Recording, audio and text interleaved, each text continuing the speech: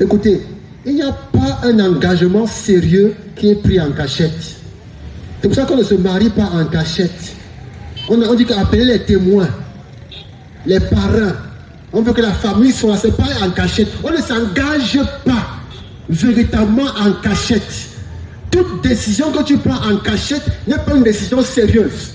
Et sur le plan spirituel, tant que c'est caché, ça ne compte pas pour Dieu. Le Seigneur dit dans sa parole que celui qui aura honte de moi, j'aurai honte de lui.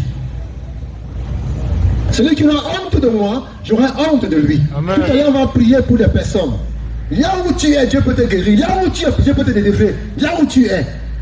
Mais si tu ne viens pas dire ici devant que pasteur, hier, quand on priait, j'ai senti dans mon corps que quelque chose s'est passé. Si tu ne viens pas dire ça ici, la guérison que tu as eue là, tu vas la perdre. La délivrance que tu as eue là, tu vas la perdre. Une fois, Jésus va délivrer une femme. Elle avait un écoulement de sang depuis 12 ans. Son argent était fini chez les médecins. Elle saignait, certainement ça devait être un cancer. Au niveau du côlon, comme on appelle ça aujourd'hui. Elle saignait permanemment. Elle est venue toucher Jésus par derrière en cachette. Et la Bible dit que la perte de sang s'est arrêtée. Mais qu'est-ce qui se passe par la suite? Jésus a senti que quelque chose s'est passé. Il dit, qui m'a touché? Et la femme venue toute tremblante. Il dit, viens dire ça ici devant. Et quand elle est venue, il dit, ta foi t'a guéri. Pourquoi Jésus l'a amené devant les gens?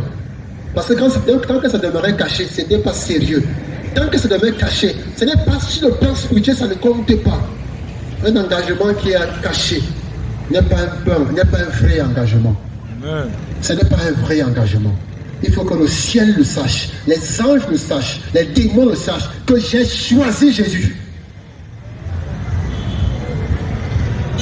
Et je voulais dire à quelqu'un qui m'écoute que pour suivre le Seigneur, il faut du courage, il faut de l'endurance. Le Saint-Esprit que tu vas recevoir et que l'on reçoit quand on donne sa vie à Jésus, la Bible dit que c'est un esprit de force ou alors de courage, un esprit d'amour, un esprit de sagesse. Un esprit de sagesse.